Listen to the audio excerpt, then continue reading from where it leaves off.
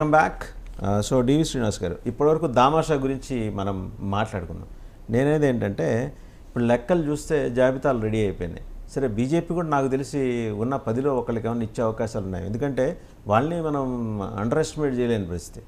జాతీయ స్థాయిలో షానవాజ్ హుస్సేన్ని వాళ్ళు కేంద్ర మంత్రిగా చేశారు. తర్వాత ఇంకొక ఆయన కేంద్ర మంత్రిగా ఉన్నారు, మొన్నటిదాకా ఉన్నారు ఆయన. సో వాళ్ళు ఇవ్వాల్సిన ప్రయారిటీ ఇస్తున్నారు. నజ్మా హెఫ్తుల్లా రాజ్యసభ డిప్యూటీ చైర్మన్ చేశారు. వారు చాలా కీలకమైన పదవులు ముస్లిమ్స్కి వాళ్ళు కూడా ఇచ్చారు. ఎటొచ్చి రీజనల్ పార్టీస్లో మాత్రం ఈ ప్రయారిటీ రాను తగ్గిపోతుంది. ఎన్టీఆర్ హయాంతో పోలిస్తే చంద్రబాబు హయాంలో తగ్గింది. సరే, ఇప్పుడే డబ్బులు తెర మీదకి వచ్చేసాయి కాబట్టి వాళ్ళు ఆర్థికంగా అంత స్థితిమంతులు తక్కువ మంది ఉంటారు సాధారణంగా కమ్యూనిటీలో. వాళ్ళకి అదొక పెద్ద డ్రాబ్యాక్ అయిపోయింది. అలాగని వాళ్ళ లీడర్షిప్ని మనం వెతికి పట్టుకోవడంలో ఎక్కడైనా ఫెయిల్ అవుతున్నాయా? ఆ రకంగా చూస్తే మార్క్సిస్ట్ పార్టీ కొద్దిగా నయం. ఆయన కర్నూలు నుంచి గఫూర్ సిపిఎం వాళ్ళు కొద్దిగా నయం, వాళ్ళు ఎంకరేజ్ చేశారు. అంటే నేను అబౌవ్ ద పార్టీ లైన్స్ మాట్లాడుతున్నాను. లీడర్షిప్ని ఐడెంటిఫై చేయడంలో ఏ పార్టీ ఎట్లా వ్యవహరిస్తుంది అనేది. ఆంధ్రప్రదేశ్లో ఆ పరిస్థితి ఈరోజు ఎలా ఉంది? ఇక్కడ ఈ విషయంలో మనం జగన్మోహన్ రెడ్డిని అభినందించాలి. ఎందుకంటే లాస్ట్ టైం కూడా మనం 5 సీట్లు ఇచ్చాడు, 4 గెలిచారు, ఒక డిప్యూటీ సీఎం కూడా ఉన్నాడు దీంట్లో.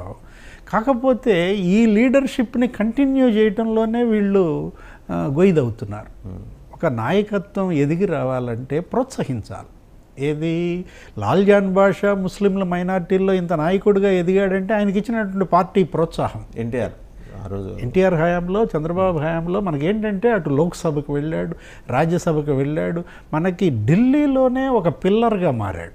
ఏది ముస్లిం మైనార్టీలకే కాదు, తెలుగుదేశం పార్టీకి కూడా. మనకి చంద్రబాబు అటుపక్క భాష ఉండేవాడు, ఇటుపక్క ఎర్రనాయుడు ఉండేవాడు, అన్ని కులాలు బ్యాలెన్సింగ్ యాక్ట్ ఉండేదండి టీడీపీలో. అలాంటిది ఇప్పుడు ఏమైపోయిందంటే వీళ్ళు ఎంకరేజ్మెంట్ అంటే ప్రోత్సాహంలో తేడా. మళ్ళా ఇంకోసారి టికెట్ ఇస్తే ఎక్కడ నిలదొక్కుంటాడో, 2-3 సార్లు ప్రోత్సహిస్తే ఎక్కడ బలపడతాడనే ఉద్దేశంతో ఏం చేస్తున్నారు, చీటీలు చించేస్తున్నారు. ఇప్పుడు జగన్మోహన్ రెడ్డి చేస్తున్న తప్పిదం కూడా అదే. ఏది ఈ మొన్న గెలిచినటువంటి వాళ్ళకు కూడా సీట్లు కాకుండా మార్చి మళ్ళీ ఇంకొక నాయకత్వాన్ని ప్రోత్సహిస్తున్నారు. ఇప్పుడు యనమల రామకృష్ణుడు ఇంత బలంగా ఎలా ఎదిగాడు, ఎన్ని మాట టికెట్ ఇచ్చారు తెలుగుదేశం పార్టీ. ఎర్రన్నాయుడు కుటుంబం కానీ, బీసీల నుంచి ఎస్సీల నుంచి ఇప్పుడు బాలయోగి వీళ్ళంతా ఎదిగారంటే వాళ్ళకి ఆ పార్టీలు ఇచ్చినటువంటి ప్రోత్సాహం. వాళ్ళ దగ్గర డబ్బులు చూసారా, వాళ్ళ దగ్గర ఇంకా వేరే కండబలం చూసారా? కండబలం డబ్బే కాదు. ఎందుకంటే కండబలం డబ్బే కనుక చూసినట్లయితే మొన్న వైఎస్ఆర్ కాంగ్రెస్ పార్టీ 5 సీట్లు ఇస్తే ఒక హిందూపూర్ తప్ప అన్నీ ఎలా గెలిచారు? అంటే ముందు మీరు ప్రోత్సహించండి, ప్రాతినిధ్యం ఇవ్వండి. వాళ్ళు గెలిచి రాకపోతే ఎదుగుతారు. అది ఆ కులం తప్పు. అవకాశం కల్పించినటువంటి గౌరవం ఈ పార్టీకి దక్కుతుంది. ఏది ఇవ్వాల్సినటువంటి బాధ్యత, జనాభా దామాషాను గౌరవించాల్సిన బాధ్యత రాజకీయ పార్టీల పైన ఉందన్నమాట. దాన్ని ఎవరు కూడా మనం కాదనలేని సత్యం. కాకపోతే ఇక్కడ డబ్బు లేకపోతే కండబలం ఇవి చూపించి వాళ్ళకి మనం టికెట్లు లేకుండా చేయటం అనేది మాత్రం క్షమించరాని నేరం. ఇప్పుడు అసలు విషయం మనకి ఓవైసీ గారు ఇంకా దిగినట్టు లేరు. ఇది ఇవాళ MIM all India Muslim Majlis Ittehadul Muslimeen అది మరి జాతీయ పార్టీగా మారినటువంటి ఓవైసీ గారి పార్టీ ఇంతవరకు మరి ఆంధ్రప్రదేశ్లో పోటీ చేస్తున్నారా లేదా ఇంకా అస్పష్టతగానే ఉంది. బషీర్ గారికి ఎక్కువ ఇన్ఫర్మేషన్ ఉంటుంది. అంటే ఇప్పుడు 2014లో ఆయన కంటెస్ట్ చేశారు. ఏది మీకు గుర్తుండే ఉంటుంది, రాష్ట్ర విభజన తర్వాత అటు కర్నూలు కొన్ని జిల్లాల్లో చాలా వాళ్ళే మనకి పవర్ఫుల్. ఇది మనకి గుంటూరులో కానీ, అనంతపురం, కర్నూలు, కడప, నెల్లూరులో కూడా. ఇలాంటి పరిస్థితుల్లో మరి రేపొద్దున ఎంఐఎం ఆంధ్రప్రదేశ్లో కంటెస్ట్ చేస్తుందా, లేకపోతే జగన్మోహన్ రెడ్డి గారితో ఉన్నటువంటి సత్సంబంధాల రీత్యా ఆయన కంటెస్ట్ చేయటం ఆపుతారా? లాస్ట్ టైం కూడా కంటెస్ట్ చేయాల. ఇప్పుడు 2019లో కంటెస్ట్ చేసినా జగన్మోహన్ రెడ్డి గారికి మద్దతుగా కంటెస్ట్ చేస్తారు. అంటే అలయన్స్ ఉంటుందా? అలయన్స్ కాకపోయినా ఎక్కడ ఆయనకి ఇబ్బంది ఉంటే అక్కడ కంటెస్ట్ చేస్తారు. ఏది ఓకే, తెలుగుదేశం ఎక్కడ ముస్లిం ఓట్లు వేస్తారా అక్కడ కంటెస్ట్ చేస్తారు. అది కాదు, ఇక్కడే పొరపాటు జరుగుతుంది. ఇక్కడే సమాజం విచ్ఛిన్నం అవుతుంది అన్నమాట. ఏది ఏకీకరణ కాకపోవటం, ఐక్యత లేకపోవటానికి ప్రధాన కారణాలు వీళ్ళే. ఏది ఇలాంటి పరిస్థితుల్లో సమాజం ఎలా బలపడుతుంది, మన గొంతు ఎలా వినపడుతుంది? మొత్తం బీజేపీ పైన లేకపోతే మరొక పార్టీ పైన మనం టార్గెట్ చేయటం కాదు ఇక్కడ. నిజం చెప్పాలంటే 10 ఏళ్ల క్రితం బీజేపీపై ఉన్నటువంటి వ్యతిరేకత కన్నా ఇప్పుడు ముస్లింల్లో బీజేపీపై వ్యతిరేకత అంత ఉందని నేను అనుకోను. ఏది మోడీ 10 ఏళ్ల పరిపాలనలో రామాలయం కట్టచ్చు, ఇంకోటి కట్టచ్చు, వేరే వేరే ఏం కట్టచ్చు. ఓవైసీ గారు కూడా ఒక టైంలో మనం బీజేపీకి అనుకూలంగానే ఆయనే కంటెస్ట్ చేస్తున్నాడని కూడా అపప్రద వచ్చింది. ఏది మనం చూసిన పరిస్థితుల్లో ఇలా ముస్లిం వ్యతిరేక పార్టీలుగా ముద్రపడినటువంటి జాతీయ పార్టీలకు ముస్లిం పార్టీలే మరి బీ టీంలు అనేటువంటి అపప్రద తెచ్చుకుంటున్న పరిస్థితుల్లో ఇంతకన్నా మనం ఏం ఆశిస్తాం? చట్టసభల్లో మన యొక్క వాయిస్ కానీ మైనారిటీల ప్రాతినిధ్యం కానీ ఇది పోవాలి. అసలైనటువంటి శక్తిని చాటేటువంటి రోజులు రావాలి. ఇప్పుడు ఎందుకంటే తెలుగుదేశం ప్రభుత్వం ముస్లింల సంక్షేమం కోసం చాలా చర్యలు తీసుకుంది, కాదనం. ఏది రంజాన్ తోఫా అనేది ఒక గొప్ప ఇది. నెక్స్ట్ వాళ్ళ స్వయం ఉపాధికి రుణాలు కావచ్చు, ఈ వీళ్ళకి జీతాలు కూడా ఇచ్చారు. ఎవరికి? మన మౌజన్లు, ఇమాములు. అలాగే మనం మరమ్మతులు కూడా చూసాం, ఈ షాదీఖానాలు, రంజాన్ పండుగ, వీటన్నిటినీ కూడా వైఎస్ఆర్ కాంగ్రెస్ పార్టీ ప్రభుత్వం ఇంకా కంటిన్యూ చేస్తూ కొత్త స్కీములు తీసుకొస్తే ఇంకా బాగుండేది. అలా కాకుండా చంద్రబాబుకి ఎక్కడ పేరు వస్తుందో అని చెప్పి కొన్ని స్కీములు రద్దు చేయడం కూడా సముచితం కాదు. మొత్తం మీద వైఎస్ఆర్ కాంగ్రెస్ పార్టీ వైపు మాత్రం ముస్లిమ్స్ ర్యాలీ అయ్యేటువంటి అవకాశం మనకి కనపడుతోంది. ఈ పరిస్థితుల్లో మరి తెలుగుదేశం పార్టీ, బీజేపీ, జనసేన మరి ముస్లిం ఓట్లను ఎంత మేర క్యాప్చర్ చేసుకుంటారు అనేది రాబోయే Telugu Desam second list, Janasena list, వీటన్నిటిపైన కూడా ఆధారపడి ఉంటుంది. రజనీ గారు చెప్పటం ఇప్పుడు ఇచ్చినా కాకపోయినా రేపటి ప్రభుత్వంలో మాత్రం మా పార్టీ ముస్లిం నాయకత్వానికి తగిన గౌరవం, గుర్తింపు ఇస్తుందని అంటున్నారు. వేచి చూడాలి. రజనీ గారు ఏమంటారు? రజనీ గారు. సార్ ముస్లిం సోదరులకి ఒకటే చెప్పబోతున్నానండి. ఈ రోజు ఒక తల్లి తన 2 బిడ్డల్ని చంకనేసుకుంటుందండి. ఇంకొక తల్లి ఒక బిడ్డని చంకలో, ఒక బిడ్డని చేతిలో పెట్టుకుంటుందండి. చూసే వాళ్ళకి అనుకుంటారండి ఒక బిడ్డ మీద ప్రేమ తక్కువ ఉంది, ఇంకొక బిడ్డ మీద ప్రేమ ఎక్కువ ఉందని. కానీ ఆ మోసే తల్లి బలంగా ఉండబట్టి 2 బిడ్డల్ని మోయగలిగిందండి. కానీ ఒక తల్లి బిడ్డలో చంకలో ఒక చేతిలో పెట్టుకుని ఆ తల్లి మోయలేని పరిస్థితుల్లో చేతిలో పట్టుకునిందే గాని, నడిపిస్తుందే గాని, కానీ ఆ బిడ్డ మీద అపరిమితమైన ప్రాణం పెడుతుందండి. ఈ రోజు నా ముస్లిం సోదరులకు కూడా నేను ఒకటే చెప్పబోతున్నానండి. 2-3 పర్యాయాలు ఒక రోజు గుంటూరు నాయకుడు ఒకడు మా అన్న గురించి మాట్లాడారండి, పవన్ కళ్యాణ్ గారి గురించి. ఆ రోజు నేను గొడవ పడ్డానికి వెళ్తే బురకాలు వేసుకున్న ముస్లిం సోదరులు వచ్చారండి. వాళ్ళు అసలు నాకు చాలా ఆశ్చర్యం వేసింది. 4-5 లేడీస్ వచ్చేస్తుంటే, ఏమ్మా ఇది పర్లేదు, అతను ఏదో మా కులం గురించి మాట్లాడాడు, నేను ఖండిస్తానులే అంటే, లేదు మేడం మా అన్న, మా అందరికీ అన్న మేడం, మీరు అసలు అలా ఎప్పుడు అనుకోకండి, మేము కూడా వస్తాం అని వాళ్ళు మాతో పాటు కలిసి వచ్చిన తీరు చూస్తే ముస్లిం సోదరులకి మా అన్న ఇచ్చిన ప్రయారిటీ కానీ, వాళ్ళు మా అన్నకి ఇచ్చిన ప్రయారిటీ కానీ వెళ్ళండి. తర్వాత షరీఫ్ గారు అండి, ఈ రోజు రాష్ట్రానికి రాజధాని ఉందంటే షరీఫ్ గారు దిక్కానండి. ఈ రోజు నేను ఒక ముస్లిం సోదరుడు ఎవరు అంటే నాకు నచ్చి నేను మెచ్చే, జీవితంలో చచ్చే చివరి వరకు గౌరవించే ఒకే ఒక వ్యక్తి షరీఫ్ గారు. ఈ రోజు ఆయన ఎప్పుడన్నా పొగుడదామని, సార్ మీరు లేకపోతే రాజధాని ఆగిపోయేదో లేకపోతే ఇంకోటి అయ్యేదో అంటే, అమ్మ నేను ఒక్కదాన్నే కాదు, నాతో ఉండే 23 మంది 24 మంది కూడా ఆ రోజు ఓటింగ్ వేయపట్టి రాజధాని కాపాడాను అన్న ఒక సిస్టమ్ ఏదో ఉందో, అతను పొగడ్తలు కూడా తీసుకోలేని పరిస్థితిలో ఉన్నారండి. ఇటువంటి వ్యక్తి చెప్పిన మాట ఏంటంటేనండి, ఏమీ లేని నన్ను నమ్మి తెలుగుదేశం పార్టీలో పెట్టుకున్నప్పుడు, విశ్వాసం చూపించే అవకాశం వచ్చినప్పుడు మేము ఖచ్చితంగా ఇలాగే రుజువు తీసుకుంటాం, అదే రకంగా మా అల్లా మాకు ఇచ్చిన గుణం ఇది అంటూ మాట్లాడితే నిజంగా నాకు చాలా సంతోషం వేసిందండి. మా ఆర్థిక పరిస్థితి బాగలేదు కాబట్టి, ఉన్నవే 21 సీట్లు కాబట్టి బహుశా ముస్లింకి ఇవ్వలేం, కానీ మా అన్న ఈ రోజుకి తన చుట్టూ ఉండే బౌన్సర్లు ముస్లిం అండి, తన వెనకాల ఉండే జెండా పట్టీల్లో ఎక్కువ మంది ముస్లిమ్స్. బౌన్సర్లు ముస్లిమ్స్ కాదు, చట్టసభల్లో ఉండాలని కదా మాట్లాడుకునేది. వాళ్ళ బౌన్సర్లు ఉన్నారు, సెక్యూరిటీ ఉన్నారు, ఇది కదా జనం అడుగుతున్నది. సార్ బౌన్సర్లు అంటే అన్న ప్రాణం సార్, మీరు గమనించండి. ఈ రోజు నేను ఎందుకు పదే చెప్తున్నానంటే, వాళ్ళకి ఆ ప్రాణానికి గౌరవం ఎక్కడ దొరుకుతుంది? చట్టసభకి వెళ్తే దొరుకుతుంది. సార్ మాకున్నవే 21 సీట్లు సార్, మీరు గమనించండి. 140 చాట్ల పోటీ చేసిన జనసేన 21 శాట్లకి తనను తాను కుదించుకుని ఈ రోజు రాష్ట్ర ప్రయోజనాల కోసం ముందుకెళ్తుంటే, ఇప్పుడు ఆర్థిక బలం లేకపోతే ఓడిపోతారన్న ఒకే ఒక్క నెపంతో తప్ప ఎక్కడా ముస్లిం సోదరులను వెనక పెట్టాలని లేదండి. రేపు బలం పుంజుకున్నాక జనసేన మచ్ ప్రయారిటీ ఎప్పుడు ముస్లింస్కే ఇచ్చి తనను తాను ప్రూవ్ చేసుకునే అవకాశాన్ని కల్పించుకుంటుందండి. రైట్. తిరుపతిరావు గారు జాయిన్ అయ్యారు. పూడి తిరుపతిరావు గారు రాష్ట్ర బీజేపీ అధికార ప్రతినిధి, సీనియర్ నాయకులు. వారి దగ్గరికి వెళ్దాం. తిరుపతిరావు గారు, ముఖ్తార్ అబ్బాస్ నఖ్వీ, షానవాజ్ హుస్సేన్ జాతీయ స్థాయిలో చాలా ప్రామినెంట్ లీడర్స్. ఇద్దరు ఎంపీలు, ఇద్దరు మంత్రులుగా చేశారు. ఒక ఆయన వాజ్పేయి క్యాబినెట్లో చేశారు, రెండో ఆయన నరేంద్ర మోడీ క్యాబినెట్లో చేశారు. స్టిల్ వాళ్ళు చాలా యాక్టివ్. అలాగే నజ్మా హెప్తుల్లా ఉన్నారు, రాజ్యసభ డిప్యూటీ చైర్పర్సన్ చేశారు. మంచి ప్రయారిటీ ఇచ్చారు. సరే, ఇక్కడ రాష్ట్రానికి వచ్చేప్పటికి మేము కంటెస్ట్ చేస్తున్నదే 10 కదా, ఆ 10లో ఎక్కడి నుంచి తీసుకొచ్చి ఇవ్వగలం అనే శశబిషలో మీమాంస మీ పార్టీలో అంతర్గతంగా ఉండుండొచ్చు. But is there any chance ఈసారి ఒక ముస్లిం అభ్యర్థిని నుంచోబెట్టే అవకాశం ఉందా? అందరికీ నమస్కారం. వాసుదేవన్ గారు, వినిపిస్తుంది సార్, చెప్పండి. నేను రాష్ట్రానికి వచ్చేసరికి సరే మేము 10, 12 లేకపోతే జనసేన 21, 24 లేకపోతే తెలుగుదేశం పార్టీ మిగతావన్నీ ఎలాగో చేస్తుంది. అయితే ఇక్కడ ప్రామాణికంగా తీసుకోవాల్సింది పార్టీల వారీగా తీసుకోవడానికి అవకాశం లేదు.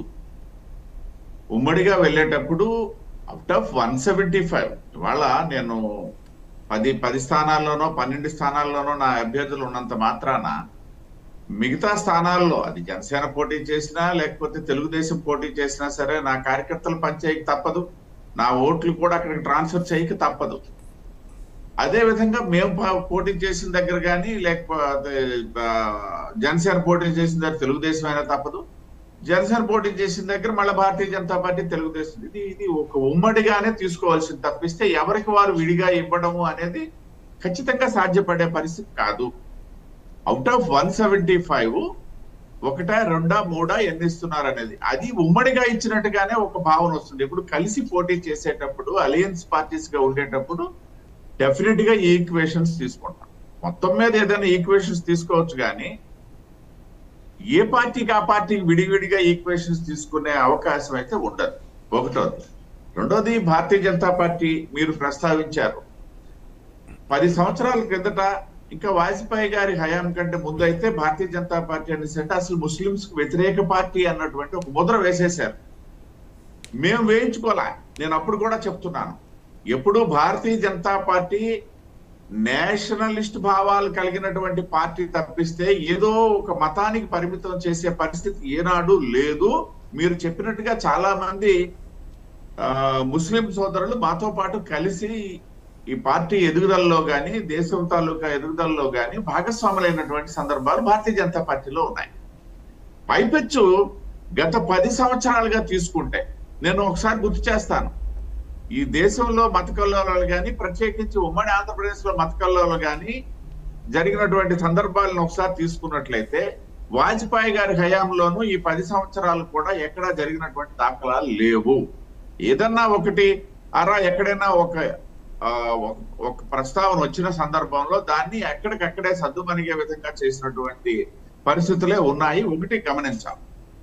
రెండోది, ఇవాళ నేను ఒక పెద్ద ఉదాహరణ ఈ దేశం ముందు ఉంచుతా. నేను మన చర్చలో ఉన్నటువంటి మనం కానీ మన ప్రేక్షకులు కానీ అన్నాను, దేశం ముందు ఒక పెద్ద ఉదాహరణ ఉంచుతాను. నేను అయోధ్య రామ మందిర నిర్మాణం జరిగి ప్రారంభోత్సవం జరిగిన తర్వాత ప్రపంచం మొత్తం ఉన్నటువంటి ప్రజలు ప్రత్యేకించి హిందువులు పండగ చేసుకున్నటువంటి తరుణంలో ఆ అయోధ్య రామ మందిరం తాలూకా ప్రారంభ సమయంలో అక్కడికి వస్తున్నటువంటి వారికి వనరులు గాని వసతులు గాని సమకూర్చడంలో ముస్లిం సమాజం ప్రధాన పాత్ర వహించింది. అంతేకాదు, వేలాది మంది ముస్లింలు తోటి హిందువులతో కలిసి అయోధ్య రామచంద్రుడిని దర్శించుకున్నటువంటి సందర్భాలు నేను ఇక్కడ కోట్ చేస్తున్నాను. వారికి ఎవరు అడ్డు చెప్పలేదు, వారికి ఎవరు బలవంతం చేయలేదు. అంటే ఎందుకు చెప్తున్నాను అనేసి అంటే, ఇవాళ సమాజంలో ఇంకొక ఉదాహరణ కూడా నేను చెప్తాను. ఏదైతే మొన్నటి నుండి ఇంప్లిమెంట్ చేస్తున్నటువంటి సిఏఏకి సంబంధించి కూడా, ఈ సిఏఏకి సంబంధించి కూడా ఏ ముస్లింలు కూడా మేము మొదటి నుండి చెప్తున్నాం, గడిచిన 5 సంవత్సరాలుగా చెప్తున్నాం, 10 సంవత్సరాలుగా చెప్తున్నాం, ఇంకా చెప్పుకోవాలనేసి అంటే మేము మా అజెండాలోకి వచ్చినప్పటి నుండి ముస్లిం సమాజానికి మేము ఒకటే చెప్తున్నాం, ఈ సిఏఏ వలన భారతదేశంలో స్థిరపడి భారతదేశంలో వృద్ధి చెందినటువంటి విభజన అనంతరం 1947 విభజన తర్వాత ఉన్నటువంటి ఏ ఒక్క ముస్లింకి కానీ, ఏ ఒక్క ముస్లిం కుటుంబానికి కానీ, ఏ ఒక్క ముస్లిం సమాజానికి కానీ ఎప్పుడు హాని లేదు అనేది చెప్తూనే వస్తున్నాం. ఇవాళకి కూడా అదే చెప్తున్నాం.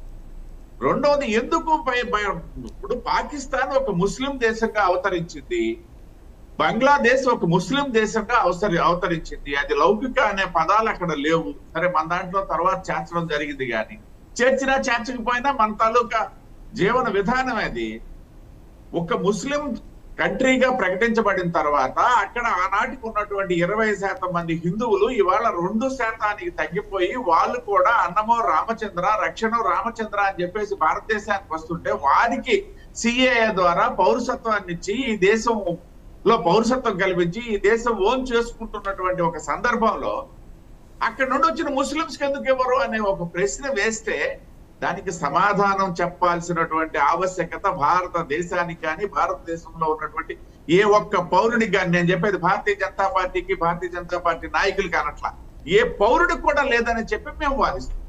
ఇది సహేతుకమైనటువంటి వాదన. మేము క్లియర్ కట్ గా చెప్తున్నాం, ముస్లిం సమాజానికి వ్యతిరేకమైతే భారతీయ జనతా పార్టీ కాదు, ఇది భారతీయ జనతా పార్టీ చెప్పింది కాదు, ఆ సమాజం అంగీకరించినటువంటిది. ఆ సమాజానికి భారతదేశంలో భారతీయ జనతా పార్టీ అధికారంలో ఉన్నటువంటి సందర్భంలో ఇవాళ భారతీయ జనతా పార్టీ నాయకత్వం అందిస్తున్నటువంటి భరోసా, రక్షణ ఇవాళ చూస్తున్నటువంటి సమాజం కాబట్టి మేము చెప్పగలుగుతున్నాం. సో మేమైతే ఒకటే చెప్తున్నాం, భారతదేశంలో Bharatiya Janata party nationalist party, nationalist సిద్ధాంతం, జాతీయవాద సిద్ధాంతం. నేను మరొకసారి చెప్తున్నా, ఇదేదో హిందూవాద సిద్ధాంతం అని చెప్పేసి ఎవరైనా మాట్లాడుకున్నట్లయితే దానికి మేమైతే అంగీకరించం. మా తాలూకా విధి విధానాలు కానీ, లేకపోతే మేము పరిపాలనలో మేము తెచ్చినటువంటి మార్పులు కానీ, లేకపోతే మాతో ఉన్నటువంటి ఒక ఉత్తరప్రదేశ్ తీసుకుందాం, యోగి ఆదిత్యనాథ్ ఆ రోజు యోగి ఆదిత్యనాథ్ ప్రకటించేటప్పుడు కరడగట్టినటువంటి హిందూవాది ఏం జరిగిపోతుందా అన్నటువంటి అపోహలు సృష్టించినటువంటి సమాజం ఒకవైపు అయితే, ఇవాళ ఆయన రెండో పర్యాయం అధికారంలోకి రావడానికి కానీ, లేకపోతే ఇవాళ ఉత్తరప్రదేశ్ లో ఆ సమాజం తాలూకా అభివృద్ధి విషయంలో కానీ ఆయన అందరికంటే ముందు ఉన్నటువంటి ఒక వాస్తవాన్ని నేను ఈ చర్చ ద్వారా ప్రజలకు తెలియజేస్తాను. అంటే అపోహలు వేరు, అవాస్తవాలు వేరు, వాస్తవాలు వేరు. వాస్తవాల్ని గ్రహించినటువంటి సమాజం ఎప్పుడు కూడా ఖచ్చితంగా కలిసి, భారతదేశంలో ఏదైతే ఈ లౌకిక అనే పదం చేర్చబడింది దాని గురించి మనం పక్కన పెడదాం, కానీ సమాజంలో అందరూ సమానులే అన్నటువంటి ఒక దృక్కోణంలో పోతున్నటువంటి సమాజం దీన్ని భారతీయ జనతా పార్టీ హక్కును చేర్చుకుంటుంది. ఖచ్చితంగా ఈ విషయంలో మా దగ్గర ఉన్నటువంటి ముస్లిం సోదరులు, అంటే నేను చెప్పేది రాష్ట్రం గురించి మళ్ళీ మరొకసారి చెప్తున్నారు, రాష్ట్రంలో దయచేసి ఎవరు చూసినా సరే, మీరు ఇందాక మా సోదరి రజనీ గారికి అడిగారు మీకు వచ్చినటువంటి దాంట్లో ఎన్నెమ్మని చెప్పేసి, ఇది సాధ్యపడచ్చు, సాధ్యపడకపోవచ్చు, కానీ అవుట్ ఆఫ్ 175 చూడాలి. అలయన్స్ పార్టీస్ దగ్గరికి వచ్చేటప్పుడు కొన్ని పరిమితులు, కొన్ని పరిధులు ఉంటాయి. ఇవాళ మీతో నేను షేర్ చేసుకుంటున్నాను, మీ ద్వారా షేర్ చేసుకుంటున్నాను వాసుదేవన్ గారు, శ్రీకాకుళం కూడా వస్తుందని చెప్పేసి భావిస్తున్నటువంటి సందర్భం ఏది అలయన్స్ లో. శ్రీకాకుళం వస్తుందనేసి అంటే ఖచ్చితంగా మీలాంటి వాళ్ళకి, లేకపోయినట్టు నా ఫేస్ తెలిసినటువంటి చాలా మంది అనుకుంటారు అక్కడ పూడి తిరుపతి రావే క్యాండిడేట్ అని చెప్పేసి. నేను ఇంకో విషయం కూడా ఇక్కడ స్పష్టం చేస్తాను, శ్రీకాకుళం అవునన్నా కాదన్నా సరే స్థానిక ఎన్నికలు అసెంబ్లీ స్థాయి వరకు తీసుకున్నట్టయితే అక్కడ మన రాష్ట్రంలో, ప్రత్యేకించి మన రాష్ట్రంలో ఈ క్యాస్టిజం అనేది ఖచ్చితంగా మేజర్ రోల్ పోషిస్తుంది. అది నో డౌట్ అట్ ఆల్. ఏం చెప్పడానికి ఏమి మనం ఎవ్వరూ సిగ్గుపడక్కర్లా, ఎవ్వరూ మొహమాటపడక్కర్లా. ఆ నేపథ్యంలో శ్రీకాకుళం సంబంధించి అఫ్ కోర్స్ గతంలో నా సామాజిక వర్గం నుండి ఉన్నటువంటి ఎమ్మెల్యేలు ఉన్నారు ఎప్పుడో 3-4 దశాబ్దాల క్రిందట, కానీ ఇటీవల కాలంలో నా సామాజిక వర్గానికి ఇక్కడ అవకాశం లేదు ఈ అసెంబ్లీ నుండి. ఆ నేపథ్యంలో నాకైతే నా విశ్వాసం నాకు ఉంటుంది, నా పార్టీ మీద కమిట్మెంట్ నాకు ఉంటుంది, అది వేరే విషయం. ఇవాళ ఎక్కడో చిత్తూరు నుండి విశాఖపట్నంలో స్థిరపడినటువంటి మా సోదరుడి పేరు ఒకటి వచ్చింది, ప్రముఖ పత్రికలో వచ్చింది, నేను ఇక్కడ పత్రిక కూడా వచ్చిన నేపథ్యంలో కొంత చర్చ జరుగుతుంది ఇక్కడ. హౌ ఇట్ ఈస్ పాసిబుల్ అంటే నేను చెప్తున్నా, ఇక్కడ అవునన్నా కాదన్నా కొన్ని ఈక్వేషన్స్ ఫాలో అవడానికి కొన్ని ఇబ్బందులు ఉంటున్నాయి. అందువల్ల మీరు అనేది ఏంటంటే ఉమ్మడిగానే చూడాలంటారు, ముస్లిం అభ్యర్థి తెలుగుదేశం నుంచి నుంచున్నా, జనసేన నుంచి నుంచున్నా, బీజేపీ నుంచి నుంచున్నా, సో మా అందరి ఉమ్మడి అభ్యర్థి అంటారు. డెఫినెట్ గా ఇప్పుడు అక్కడ ఉదాహరణకు నంద్యాల తీసుకోండి, ఎక్కడో చివరిన ఉంది, నంద్యాలలో ముస్లిం సోదరుని పెట్టారు అనుకోండి. ఇప్పుడు కాదు నేను చెప్పేది వాసుదేవన్ గారు, గత 2014 ఎన్నికల్లో కూడా అక్కడ ముస్లిం ఎమ్మెల్యేగా ఉన్నటువంటి కదిరి ముస్లిం ఎమ్మెల్యే ఉన్నారు, గెలిచారు. మరి ఆ రోజు కూడా మేము సహకరించామే, ఆ రోజు కూడా మేమేం సహకరించకుండా పోలేదు. అక్కడ కూడా మా ఓట్లు అక్కడ ట్రాన్స్ఫర్ అయ్యాయి కదా ఆ రోజు కూడా. కాబట్టి నేనేం చెప్తాననేసి అంటే, పార్టీల వారీగా అలయన్స్ పార్టీలు ఉండేటప్పుడు పార్టీల వారీగా ఈ క్యాస్ట్ ఈక్వేషన్స్ కానీ లేకపోయినట్టయితే ఇతర సామాజిక ఐ మీన్ అంటే మతాల వారీగా ఈక్వేషన్స్ కానీ సాధ్యపడవు. ఉమ్మడిగానే చూసుకోవాల్సినటువంటి ఆవశ్యకత ఉంది వాస్తవం. రైట్. ఫైనల్గా బషీర్ అహ్మద్ గారు, మీరు ఇందాక 60 సెగ్మెంట్లలో మీరు నిర్ణాయక ఓటుగా మారిన తరుణంలో ముస్లిం సామాజిక వర్గం, మీరు కేవలం 25కే కన్ఫైన్ అయ్యే పరిస్థితి ఎందుకు వచ్చింది? మళ్ళీ మీకు కూడా ఆర్థికపరమైన చిక్కులు ఇబ్బందులేనా? ఆర్థిక పరమైన చిక్కులు ఇబ్బందుల కన్నా మాకు క్షేత్రస్థాయిలో ఎక్కడ బలంగా ఉందనుకుంటున్నామో మేము అక్కడే నిలబడుతున్నాం తప్పనిచ్చి అనవసరంగా నామినేషన్లు వేసి ఒక చెడ్డ పేరు తెచ్చుకోవడం మాకు ఇష్టం లేదు. వాస్తవంగా ఆంధ్రప్రదేశ్లో కనుక రాజకీయాలు చూస్తూ ఉంటే బాబు జగన్ పవన్ బీజేపీ, వీళ్ళు బీజేపీకి సంబంధించిన బి టీమ్.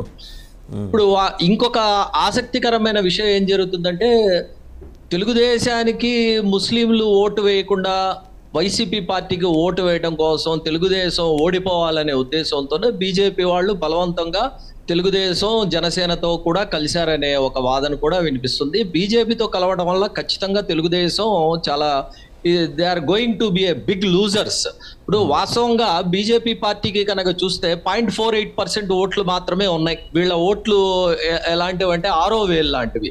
ఇది ఉన్నా ఇది ట్రాన్స్ఫర్ అయినా అవ్వకపోయినా పెద్ద సమస్య కాదు. కాకపోతే బీజేపీ రావడం వల్ల ముస్లిం ఓట్లన్నీ కూడా మ్యాక్సిమంగా మేము నిలబడని చోట ముస్లిం ఓట్లన్నీ కూడా వైఎస్ఆర్సీపీ పార్టీకి ట్రాన్స్ఫర్ అయ్యే అవకాశం స్పష్టంగా కనపడుతుంది. ఇంకొక విషయం, బీజేపీ వాళ్ళు ముస్లింలకు పార్లమెంట్ సభ్యులుగానో ఎమ్మెల్యేలుగానో సీట్లు ఇచ్చే కన్నా బీజేపీ నాయకులు ముస్లింలను వాళ్ళ అల్లుళ్ళుగా ఎక్కువగా చేసుకుంటున్నారు. కనీసం ఆ సంప్రదాయాన్ని కొనసాగిస్తూ ఆంధ్రప్రదేశ్లో కూడా ముస్లింలు, బీజేపీలో ఉన్న ముస్లింలని బీజేపీకి సంబంధించిన నాయకులు ఇక్కడ కూడా అల్లుళ్ళుగా చేసుకుంటే బాగుంటుందని చెప్పేసి నేను భావిస్తున్నాను. ఎందుకంటే అలాగో రాజకీయంగా మీరు అవకాశం ఇవ్వరు కాబట్టి. తర్వాత ఆయన మాట్లాడుతూ బీజేపీకి ఏదో ముద్ర వేశారన్నారు. బీజేపీకి ఎవరు ఏమీ ముద్ర వేయలే. బీజేపీకి సంబంధించిన మాతృ సంస్థ సంఘ్ పరివార్ స్పష్టంగా చెప్తుంది, భారతదేశంలో ముస్లింలను, క్రిస్టియన్లను, కమ్యూనిస్టుల్ని సమూలంగా నిర్మూలించాలని చెప్పేసి చెప్తూ ఉంది. ఆ సిద్ధాంతాన్ని మీరు ఫాలో అవుతున్నారు. ఫాలో అవుతూ మళ్ళీ మీరు ముసుగులో ఈ మాటలన్నీ ఎందుకు చెప్తున్నారు? అదేవిధంగా బషీర్ గారు, అది వేరే సబ్జెక్టు. బషీర్ గారు, మతపరమైన కలహాలు, బషీర్ గారు, అది వేరే సబ్జెక్టు. మళ్ళీ మనం మాట్లాడుకుందాం. తాళాలు ఇస్తే దొంగతనం జరిగే right. Thank you Basheer Ahmed గారు.